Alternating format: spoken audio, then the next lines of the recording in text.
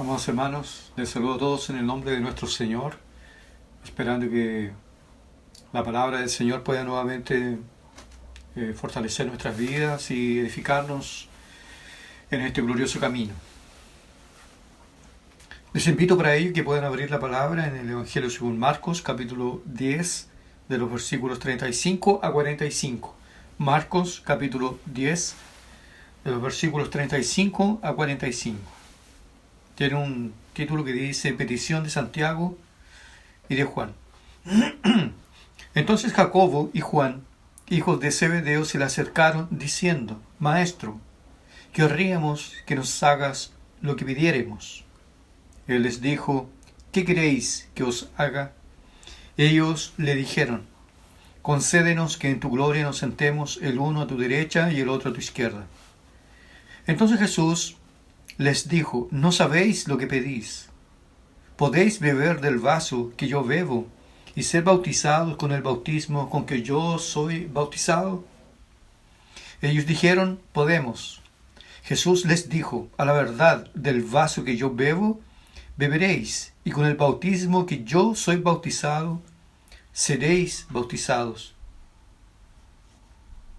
Pero el sentaros a mi derecha y a mi izquierda no es mío darlo, sino a aquellos para quienes está preparado. Cuando lo oyeron, los 10 comenzaron a enojarse contra Jacobo y contra Juan. Mas Jesús, llamándoles, les dijo: Sabéis que los que son tenidos por gobernantes de las naciones se enseñorean de ellas, y sus grandes ejercen sobre ellas potestad. Pero no será así entre vosotros, sino que el que quiera hacerse grande entre vosotros será vuestro servidor. Y el que de vosotros quiera ser el primero será siervo de todos. Porque el Hijo del Hombre no vino para ser servido, sino para servir, y para dar su vida en rescate por muchos. Amén. Oremos. Padre Santo, venimos a ti por medio de Cristo nuestro Señor. Te pedimos que tu Espíritu Santo nos pueda ayudar, Señor, en este momento para que tu palabra pueda tener guarida en nuestros corazones. Perdona nuestros pecados, nuestras transgresiones y ayúdanos, Señor, para que con una mente concentrada podamos oír tu palabra, tu voz, y podamos ser edificados, Señor, para la gloria de tu nombre. Ayúdame a mí, Señor, en este momento y también a mis hermanos, para que juntos podamos ser alimentados para tu gloria. Te ruego todas estas cosas, Padre, en el bendito nombre de Jesús. Amén. Amén. Nos encontramos en el día de hoy con un incidente que parece que es una repetición de lo que ocurrió poco tiempo atrás, sobre el anuncio de la muerte de nuestro Señor y después entonces de una discusión que hubo entre los discípulos sobre quién sería el mayor. Nuevamente, después de la tercera vez que Jesús, aquí en este texto, anuncia su muerte, sus sufrimientos en detalle y su resurrección, después que el Señor estuviera hablando sobre este tema, que ya se estaba acercando. Esta es, desde aquí en adelante prácticamente nosotros tenemos la última semana de vida de nuestro Señor, y el Maestro nuestro Señor está preparando a sus discípulos para aquel día, para que ellos no se escandalicen, tampoco se decepcionen, ni tampoco pierdan el ánimo. Sin embargo, luego así que el Señor, desde el momento que el Señor hizo el tercer anuncio de su muerte, los discípulos estaban con una discusión que no tenía nada que ver con el espíritu con el cual el Señor estaba tratando esos temas tan importantes para Él y también para ellos. ellos estaban discutiendo sobre quién sería el primero en el reino de Dios, o en este caso, tener una posición importante dentro del reino de Dios. Y eso generó un conflicto nuevamente entre los discípulos, razón por la cual el Señor nuevamente tuvo que intervenir y tuvo que corregirlos. Se nos dice entonces del versículo 35 en adelante que Jacobo y Juan, hijos de Zebedeo, se le acercaron diciendo: Maestro, querríamos que nos hagas lo que pidiéremos. Y él les dijo: ¿qué queréis que os haga? Y ellos dijeron: concédenos que en tu gloria nos sentemos, el uno a tu derecha y el otro a tu izquierda. Jesús les dijo: ustedes no saben lo que están pidiendo. Lo primero que vemos entonces aquí en este pedido que hacen estos dos discípulos, Jacobo, que también atiende por el nombre de Santiago, es la misma persona, ellos le hacen un pedido al Señor. Le hacen un pedido, sin embargo, ellos no entienden o no están entendiendo las implicaciones de ese pedido. Ellos no saben lo que están pidiendo. De hecho, el maestro se los dijo: querer sentarse uno a la derecha y el otro a la izquierda. Nos llama la atención a nosotros porque el Señor, sabio como Él es, cuando ellos le dijeron que querían un pedido, que querían solicitarle, que le hicieran, que el Señor les hiciera lo que ellos estaban pidiendo, el Señor no les dijo de inmediato: pidan lo que quieran, como lo hizo Herodes. Herodes, necio, llegó y dijo a esa mujer que estaba bailando, le dijo que hasta la mitad del reino se le podría dar. Hasta la mitad del reino. Y después, cuando la mujer hizo el pedido, él se sintió completamente abrumado y arrepentido.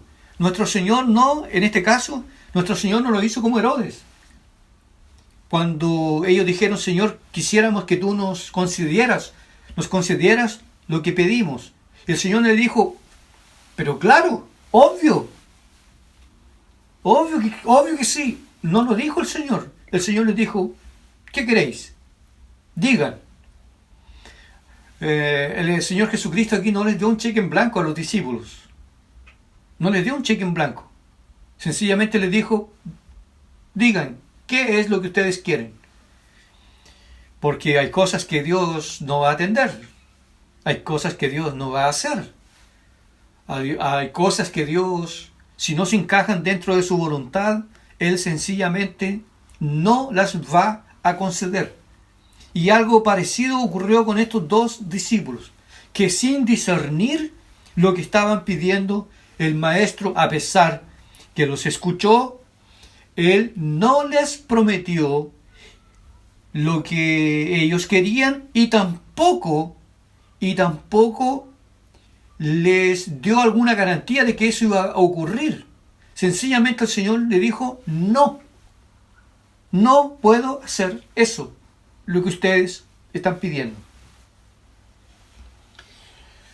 Cuando estos dos hermanos, Santiago y Juan, que eran cercanos al Señor, hicieron este pedido, ¿qué podemos sacar de positivo de ese pedido?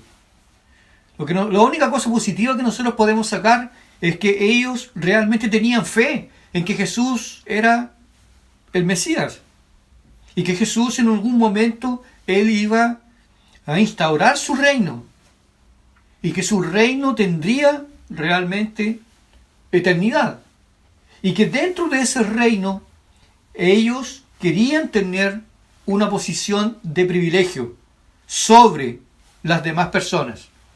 Es lo único positivo que nosotros podemos decir. Ellos tenían fe en que el Señor iba a tener un reino. Sin embargo, este pedido que ellos hacen es un pedido que muestra una fuerte tendencia mundana en ellos, una terrible falta de entendimiento en ellos. Ellos consideran que ellos deben tener una cierta superioridad sobre el resto de los discípulos, lo que es o constituye una clara manifestación del orgullo, porque el orgullo a nosotros nos altera la visión y el entendimiento, nos hace creer y pensar que nosotros somos mayores y mejores que otras personas. ¿Por qué nos dijeron ellos: permítenos, Señor, entrar en el reino? Nos bastaría que nosotros estuviéramos en el reino. Sería nuestro gozo, sería nuestra paz, sería nuestro contentamiento.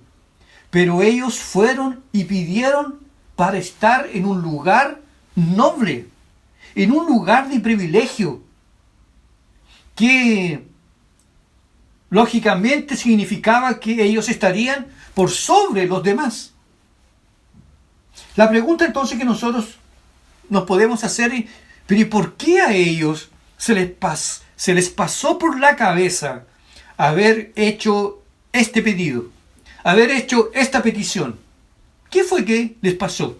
Mateo, cuando habla sobre este tema, Mateo nos informa que Salomé, la madre de Santiago y de Juan, ella como tuvo una cierta influencia sobre ellos. Y Mateo dice que ella también fue para rogarle eso al maestro. Parece que las mamás siempre consideran que sus hijos son los mejores, son los más bonitos, son los más inteligentes, que son ellos los que han recibido la mejor formación, la mejor educación, que son tentados a pensar que son mejores que otras personas. Y es una manifestación de un antiguo pecado llamado orgullo, reconocimiento propio, conceptos elevados sobre sí mismo, falta de entendimiento espiritual. También la madre de estos dos discípulos pensó, por lo que se sabe, que Zebedeo tenía empleados. Ellos se dedicaban a la pesca, entonces ellos tenían empleados, probablemente ellos tenían más recursos que los demás discípulos. Creyeron entonces que si ellos venían de una cuna favorable, una cuna de oro, era también lógico que ellos debían tener una posición un poquito mejor que el resto, que la mayoría de ellos eran pescadores. Sin embargo, Jesús aquí no les da un cheque en blanco. Les pregunta lo que ellos desean. Y el Señor sencillamente le dice que ellos no están entendiendo, ellos no entienden lo que están pidiendo. Ya hemos hablado bastante sobre este tema. Las limitaciones que tiene todo ser humano en su entendimiento. Es en el entendimiento donde nosotros manifestamos la mayor consecuencia del pecado en la caída. Porque es en el pensamiento, en el entendimiento, en la razón, en la cual nosotros nos parecemos más con Dios. La llamada Imago Dei, la imagen de Dios en el hombre, se ve de una forma mucho más nítida en la razón, en la lógica. Lo que nos hace diferente de los animales. Y por esa razón es que el pecado allí se manifestó con mucha fuerza. Y es así que después que el hombre cayó en pecado y en transgresión, el hombre tiene muchas dificultades de entender las cosas de Dios.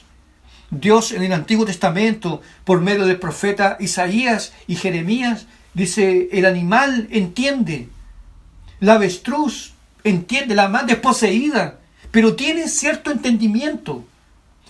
Y los animales, el burro, el asno, entienden, conocen a su dueño. Pero Israel no conoce a su Dios. No conoce a su Dios. No entiende la ley de Dios. No entiende las demandas de Dios. Por esta razón aquí nosotros vemos constantemente que este problema de la falta de entendimiento espiritual siempre es como que una constante, es una manifestación permanente de esta debilidad en los discípulos y también en nosotros. Por eso que el apóstol Pablo, cuando escribe su carta a los Efesios, capítulo 1, versículos 17 y 18, dice que yo ruego a Dios para que os dé espíritu de entendimiento, para que podáis entender y comprender cuál es la esperanza para la cual hemos sido llamados. Ruego para que los ojos de vuestro entendimiento sean abiertos. Los discípulos eran relativamente muy limitados. Ustedes podrán ver allí camino a Emaús que ellos hablando, dialogando con el Señor, ellos no logran discernir que era el Señor resucitado que estaba allí con ellos. Y que solamente lo entendieron cuando llegaron a la aldea. Y dice la Biblia que el Señor se sentó con ellos. Y cuando fueron a cenar, cuando el Señor partió el pan, entonces se les abrieron los ojos del entendimiento. Y ahí entonces ellos comprendieron que aquel viajero era el Señor Jesucristo. Ellos pidieron algo, estaban pidiendo algo que era demasiado elevado. Lo que Jesús dijo, en otras palabras, en la respuesta, Jesús les dijo: ¿ustedes pueden beber del vaso que yo he de beber? ¿Ustedes pueden ser bautizados con el bautismo que yo voy a ser bautizado? ¿Ustedes pueden? En otras palabras, lo que Jesús les estaba diciendo es que aquellas personas, o un cierto grupo de personas, que van a tener un lugar de privilegio en el reino de Dios, son personas regeneradas que tomaron y bebieron del vaso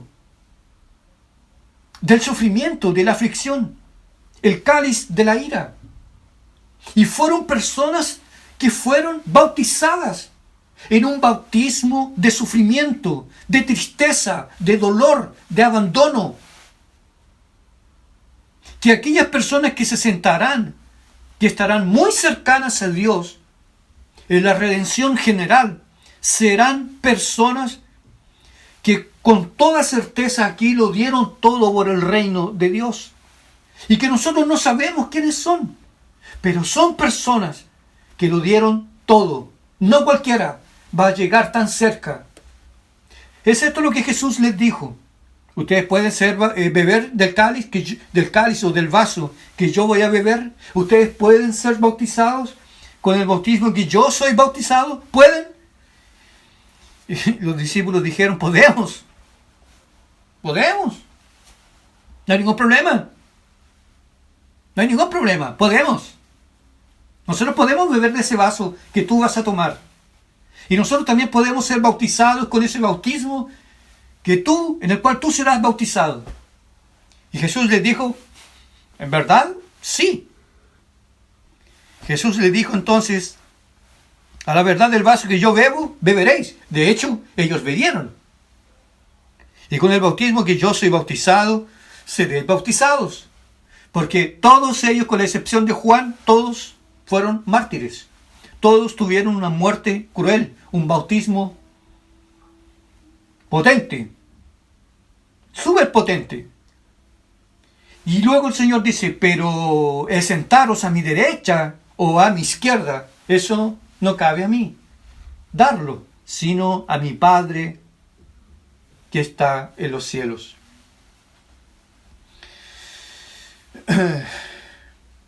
Interesante, hermanos, que ellos dijeron: ¿ustedes pueden beber del vaso? Podemos.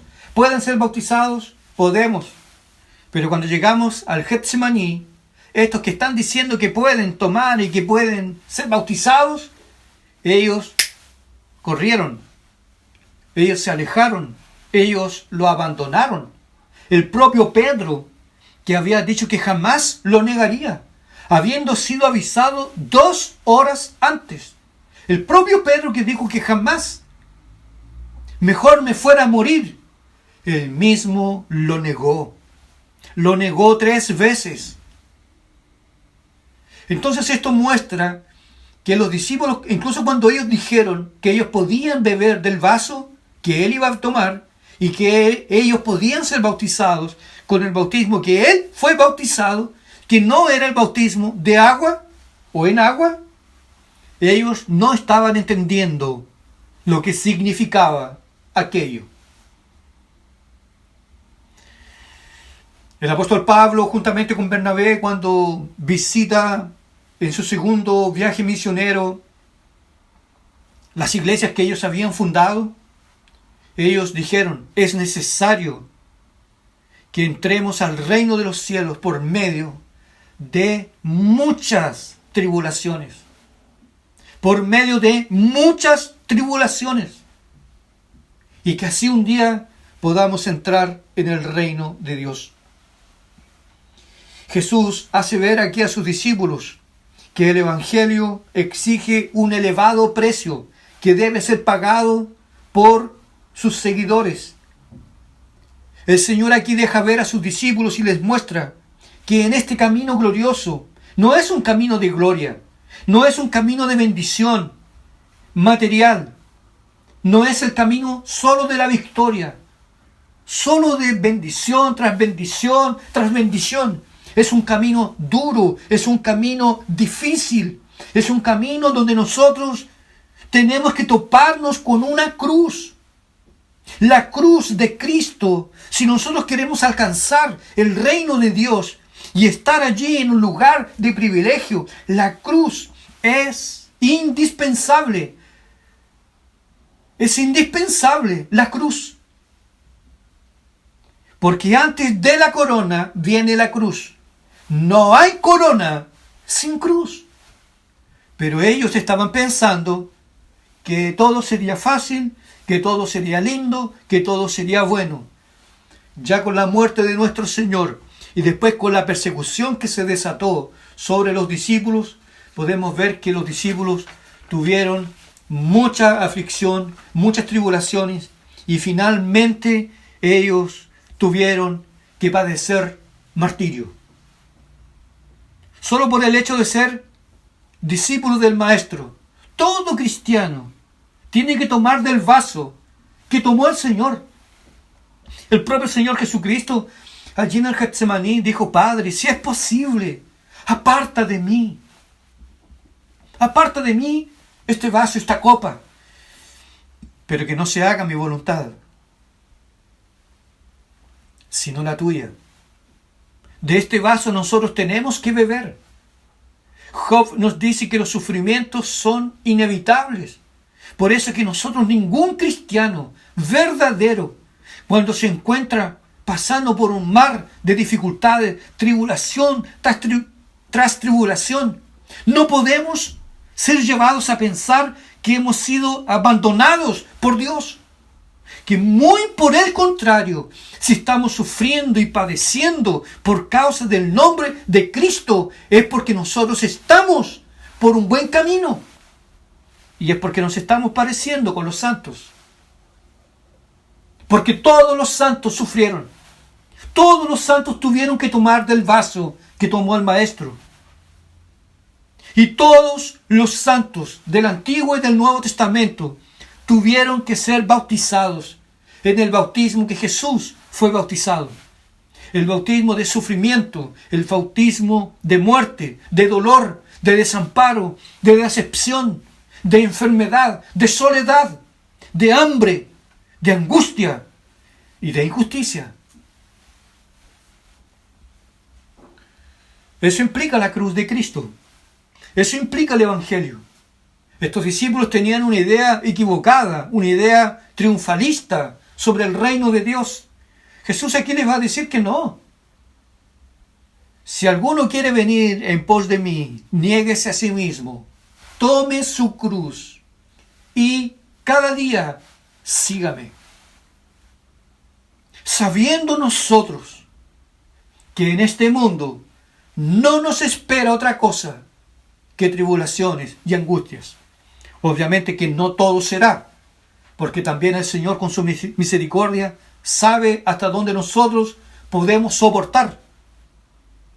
De tal forma que no todos los días son grises, no todos los días son llantos, no todos los días nosotros tenemos aflicciones profundas. Las cosas se van mezclando, pero el elemento de la amargura, del sufrimiento, hace parte. Y estos discípulos parece que ellos no lo habían considerado. Quisiera hacer una aplicación práctica sobre este punto. Primero, nosotros como cristianos debemos tener cuidado con la impulsividad. Bastante impulsivos, irreflexivos, no dados con la ponderación,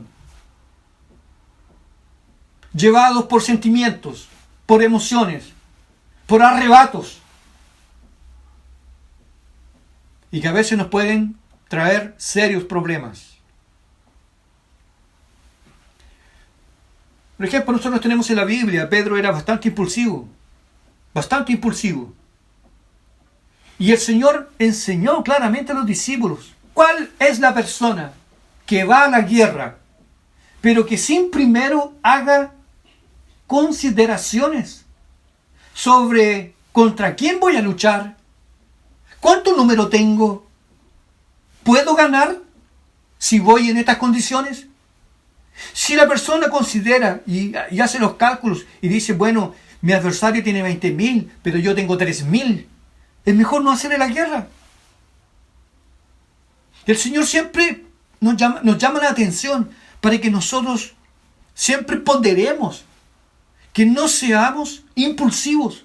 Queremos la gloria, queremos un avivamiento. Amén.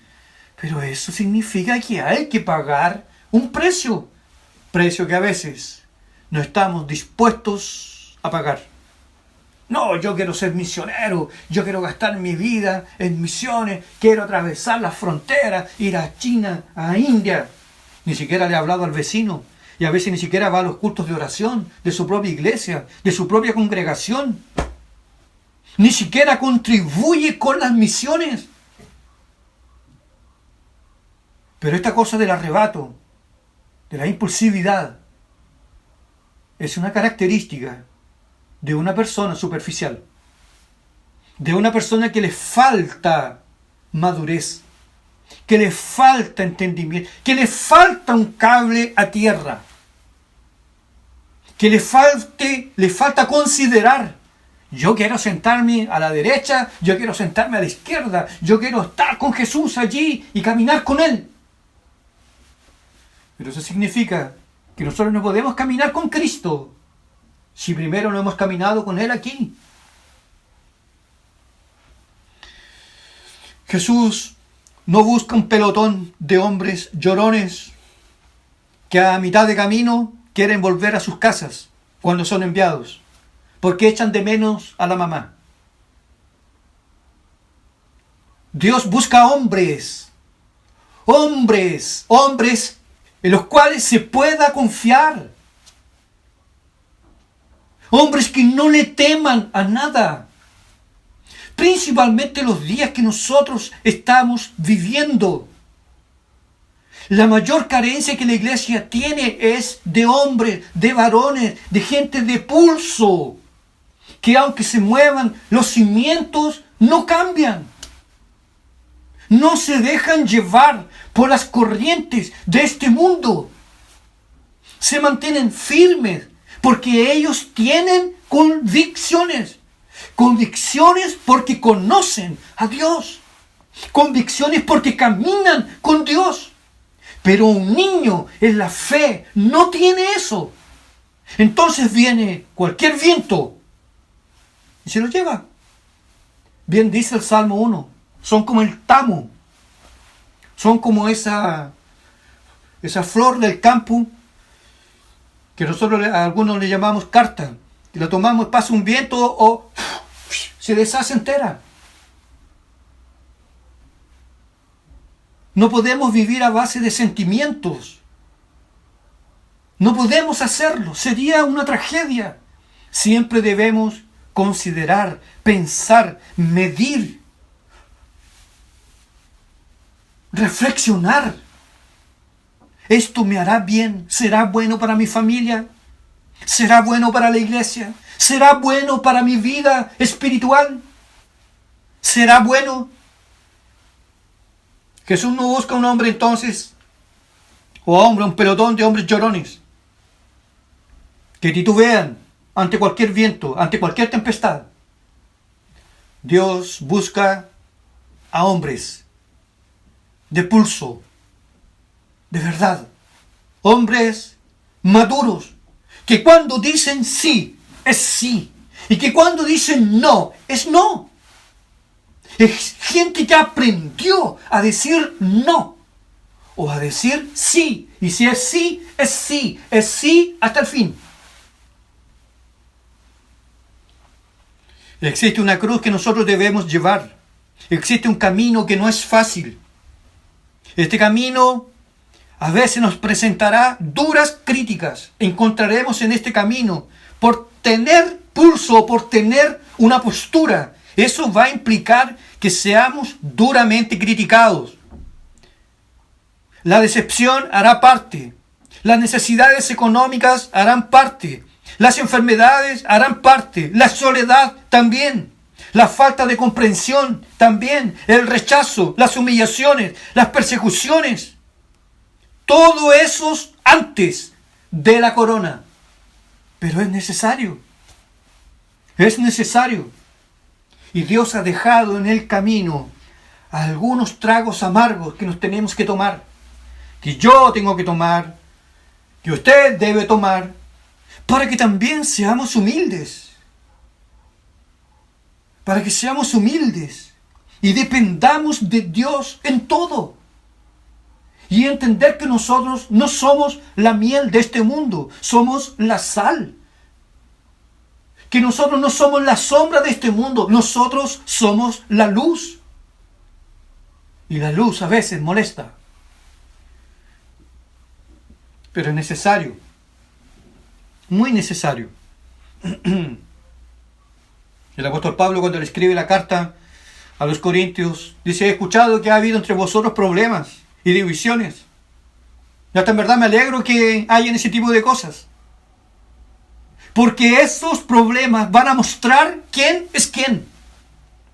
Quiénes están en la roca y quiénes están solamente por causa de la influencia social, por causa de la amistad, por causa de amigos, por causa de comadres y de compadres. ¿Quiénes son los que están en la roca y quiénes son los que están realmente en el camino? He escuchado que hay problemas. He escuchado que hay problemas. Y es bueno que lo haya. Dice el apóstol Pablo.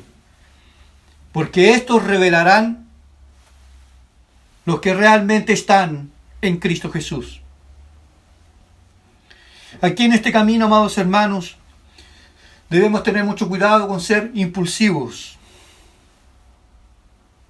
Debemos ser maduros. Aquí nos sirven los niños espirituales.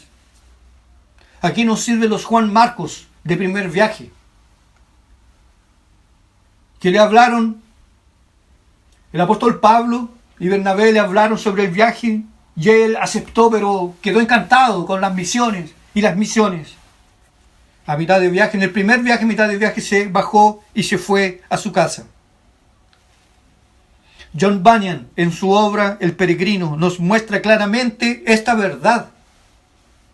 Los niños están leyendo, me parece, la obra de John Bunyan, El Peregrino.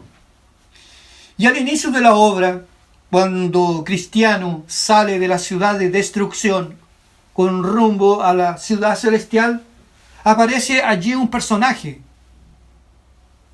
que se le llama o es conocido como Flexible, el Señor Flexible. El Señor Flexible es un hombre que aparece haciéndole compañía al cristiano, pero que está motivado apenas por las emociones, por el entusiasmo, porque le tocó lo más profundo y lo más sensible de su ser, pero en él no hay convicciones. A la primera dificultad que enfrentó flexible, en el cieno del desaliento, en aquel pantano inicuo, él allí mismo abandonó la compañía de cristiano y volvió a la ciudad de destrucción. Flexible. No tiene postura, no tiene madurez, no tiene una fe sólida.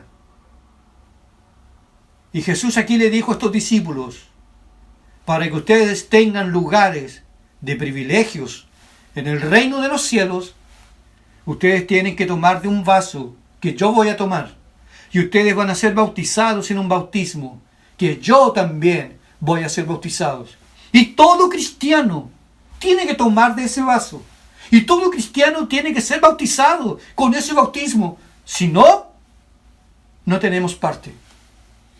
Pero hoy nos encontramos con una generación incrédula y rebelde, que solo quiere un evangelio light, un evangelio suave, un evangelio donde no hay disciplina, un evangelio donde no hay compromiso, un evangelio donde no se ora, no se busca a Dios, donde no se habla del hambre y de la sed de Dios, donde la gente no sabe lo que es un lugar secreto de oración, donde la gente no sabe lo que es pasar tiempo a solas con Dios, que solo quieren música, música y música. Solo quieren ver películas. No quieren leer libros, quieren ver películas. Una generación superficial, la más bien informada, la que tiene los mejores recursos. Sin embargo,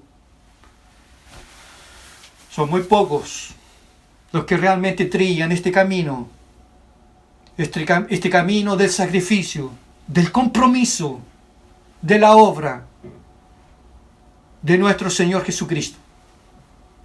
Si tú quieres tener algún lugar importante, de privilegio, en el reino de Dios, que yo no sé cuál puede ser, pero solo basta que tú estés allí. Tú tienes que definirte. Tú tienes que abrazar el Evangelio. Y no puedes huir de las dificultades. No puedes huir. Porque si tú huyes, a donde tú vayas, vas a encontrar dificultades. Y vas a seguir huyendo por el resto de tu vida. Un hombre de Dios, una mujer de Dios, tiene que enfrentar la situación y agarrarse de Dios y confiar en Él y descansar. Bien, nos recuerda el comentarista preferido, el mío, J.C. Ryle, cuando dice, si recordamos esto de la madurez, de no ser impulsivos y ponderar sobre lo que a veces pedimos, esto nos puede librar, dice él, esto nos puede librar de una caída humillante. Aquí no importa cómo usted empieza la carrera. Aquí lo que se mide es cómo usted termina. Por eso el apóstol Pablo dice, he peleado la buena batalla. He acabado la carrera. Guardé la fe. Y ahora me espera la corona de justicia, la cual Dios ha preparado para todos aquellos que le aman. El caballo inglés espiritual aquí nos sirve. Aquel que vive a base de emociones, de amistades, no llegará muy lejos. Hay que poner la mirada en Cristo Jesús y gastar tiempo en conocerle. La mayor necesidad que tenemos, de conocer a Dios, no de conocer de las cosas de Dios, conocer a Dios y pagar el precio de una forma abnegada, sin esperar recompensas de nada ni de nadie, por amor a Cristo, por amor al Señor, por amor al mensaje de la cruz. El Señor le dice a los discípulos que esa autoridad, de qué lugar le corresponde a usted en el cielo, eso le cabe solo al Padre. Y que nosotros no podemos tener esa ambición carnal de querer ser semejantes a los otros. En segundo lugar, nos dice la palabra que cuando los demás discípulos, los 10, se dieron cuenta de lo que estaban haciendo estos dos, como que se estaban apitutando, se estaban arreglando ahí entre ellos, ellos se enojaron, se sintieron ofendidos, porque ellos también consideraban que tenían derecho a participar de aquello. Una costumbre antigua entre los hombres, ser considerados, tener cierta reputación. ¿Le duele a usted cuando a veces usted no es reconocido y se le nombra a otra persona para ese cargo que usted decía, yo estoy pintado para aquello, pero en el final de las cuentas usted no fue dispensado, fue preterido, fue dejado? No le da como, no me consideraron, pensaba que las personas tenían un mejor concepto sobre mí, y no fue así, eligieron a otra persona. ¿Y por qué? Esto es una cosa antigua. Y si usted no tiene los pies bien puestos en la roca que es Cristo, usted va a tener problemas. Y no son pocas las iglesias que sufren con estos conflictos internos.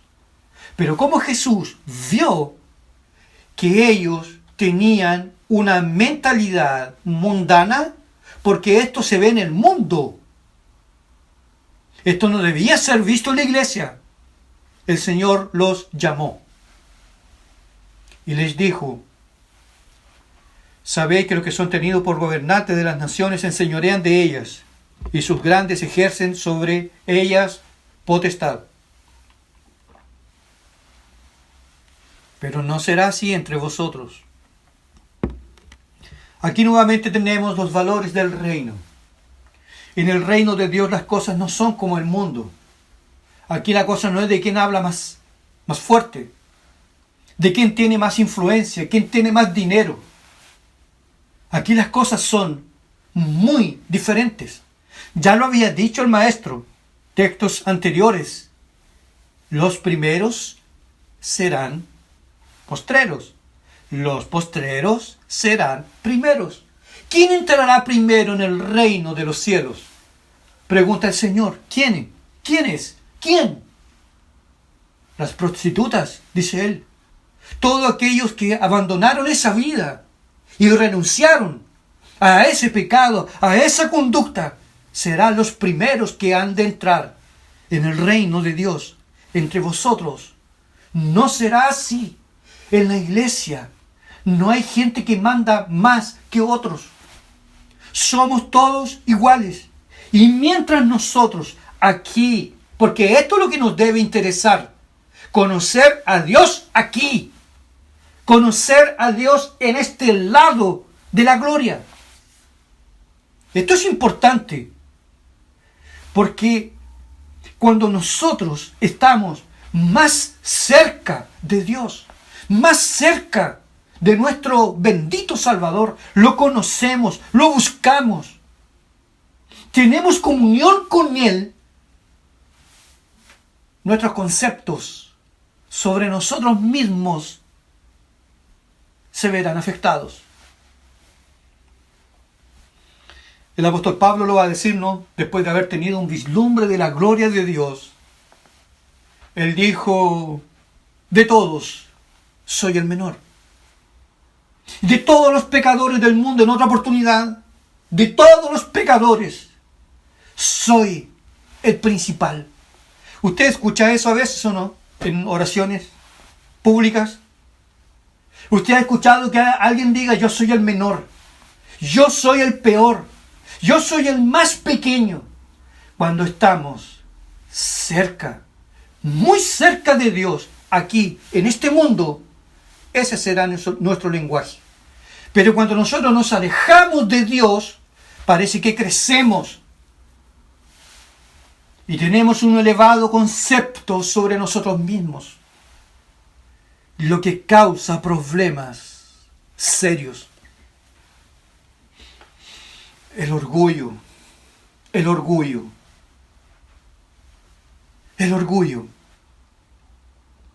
Considerar que merecemos. Considerar que nosotros somos mejores que alguien.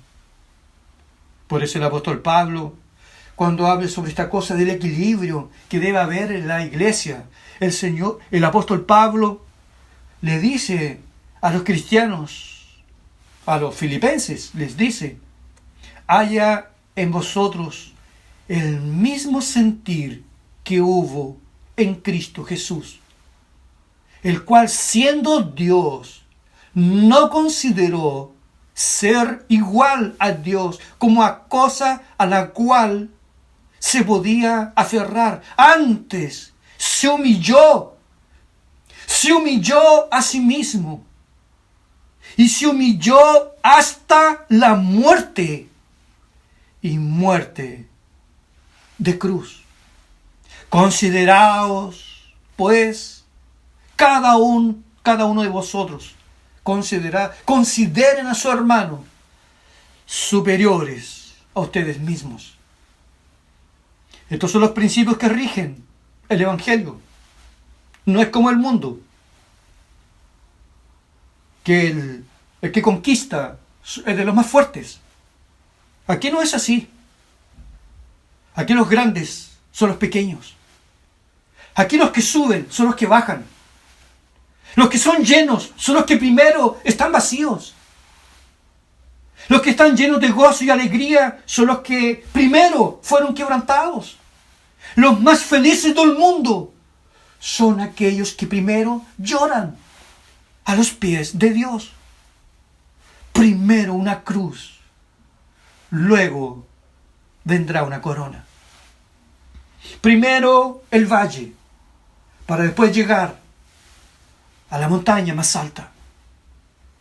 Como dice el salmista, llévame a la montaña, a la roca, que es más alta que yo. Llévame, allí me quedaré. Entre vosotros no será así. Quien quiera ser grande entre vosotros será vuestro servidor. Y el que de vosotros quiera ser el primero será el siervo de todos. Estas son las lecciones del Evangelio, que nosotros debemos considerarlas. Debemos considerarla en una elección. Debemos considerarla cuando tenemos que a veces hacer recambios dentro de la iglesia, de la estructura de una iglesia, o de una denominación, como se quiera llamar. Los grandes aquí son los pequeños. Los fuertes son los débiles. Los débiles son aquellos que son fuertes cuando están a los pies de nuestro Señor Jesucristo. Pero ¿cómo serás fuerte? ¿Cómo serás una bendición? Si gastas horas y horas y horas y horas en las redes sociales. ¿Cómo? Ningún progreso.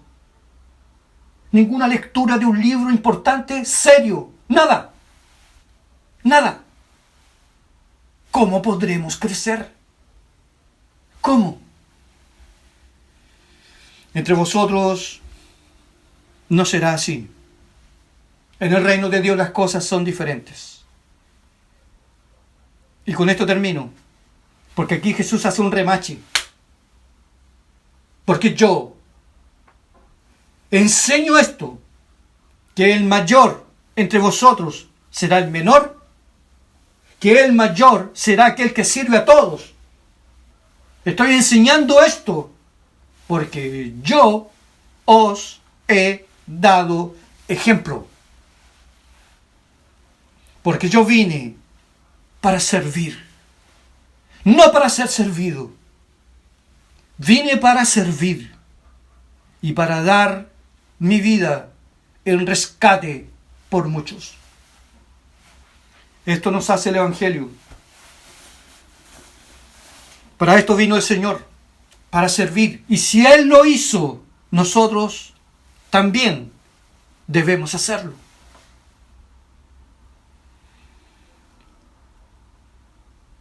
Cuando nosotros nos acercamos más a Dios,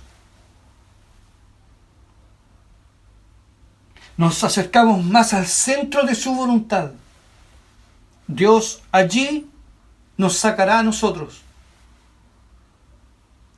de la zona del confort y nos llevará a lugares que pueden implicar sufrimiento, trabajo y aflicción. Pero es lo mejor que nos puede ocurrir. Es lo mejor que nos puede pasar. Lo mejor. Es lo mejor. He venido para servir. Los grandes sirven. ¿Tú le sirves a Dios? ¿O tú dependes de los programas de la iglesia? No he servido mucho a Dios porque la iglesia no tiene muchos programas. ¿Y un cristiano necesita de un programa, de un calendario para hablar de Cristo? Para llevar a otras personas al Evangelio. ¿Necesita de un programa? El cristiano es aquel que no se aguanta. Está tan lleno de Dios que no puede controlar. Es como que tiene un elefante atrás en sus espaldas, que aunque se esfuerce en querer ocultar, no puede. Todos se darán cuenta. Todos se darán cuenta. Que Dios nos ayude, amados hermanos, a considerar que estas cosas gloriosas e importantes en el reino de Dios deben tener en nosotros una prioridad absoluta, y que Dios nos use para la gloria de su nombre. Que nunca tengamos un concepto elevado sobre nosotros mismos, pensamientos mundanos, carnales, propios de una gente que nunca ha conocido a Dios.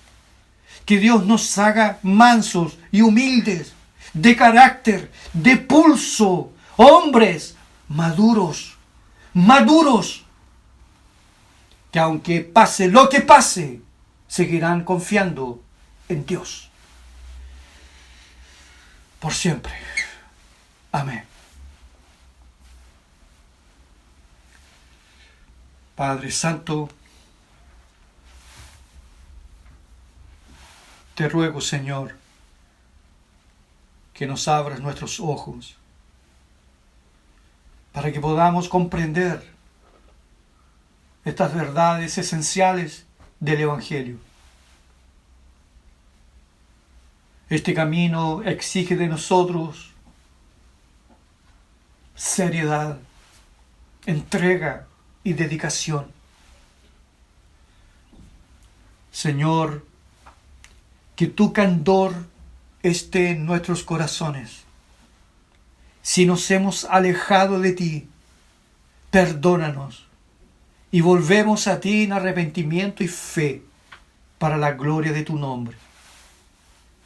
Y pedimos, Señor, que todo aquello que te ofenda, te avergüence, te cause malestar, sea arrancado de nuestros corazones.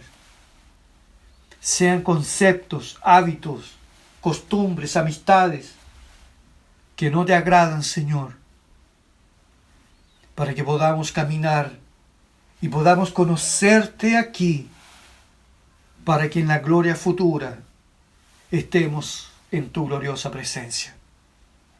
Ayúdanos y fortalécenos. Te damos toda la gloria a ti, Señor, en el bendito nombre de Jesús. Amén. Amén. Quisiera recordarles que en el día de hoy, pocas horas más, nuestros hermanos Lucas y la hermana Jordana estarán impartiendo las clases para nuestros niños. Así que téngalo presente y lleve su niño para que pueda desde pequeño conocer la palabra de Dios. También queremos invitarlos a todos los que siempre tienen disponibles sus ofrendas y sus diezmos, que lo pueden hacer llegar a nuestras tesoreras, nuestra hermana Karen en Coronel, Karen Urrutia, nuestra hermana Marisa aquí en Concepción, y en San Carlos a nuestra hermana María José. Que Dios sea exaltado y glorificado en nuestras vidas. Esta semana nuestra iglesia cumple un año más de vida. Un año más de vida. Y ciertamente que ha sido una gran bendición de Dios para nosotros. Pero no ha sido fácil. El diablo nos ha atacado de todas las formas posibles. Pero damos gracias a Dios porque la fidelidad y la misericordia de Dios ha permanecido con nosotros y permanecerá hasta el fin. La mayor preocupación que tengo yo como pastor no es quién entra y quién sale de la iglesia, sino lo que entra y lo que sale del púlpito. Al Señor damos la gloria por un año más de vida y esperamos que la obra de Dios pueda seguir creciendo en nuestro país. Un abrazo a todos. Bendiciones en Cristo Jesús. Nuestra iglesia nació un 23 de octubre. Para la gloria de Dios. Que el Señor nos bendiga, amados hermanos. Amén.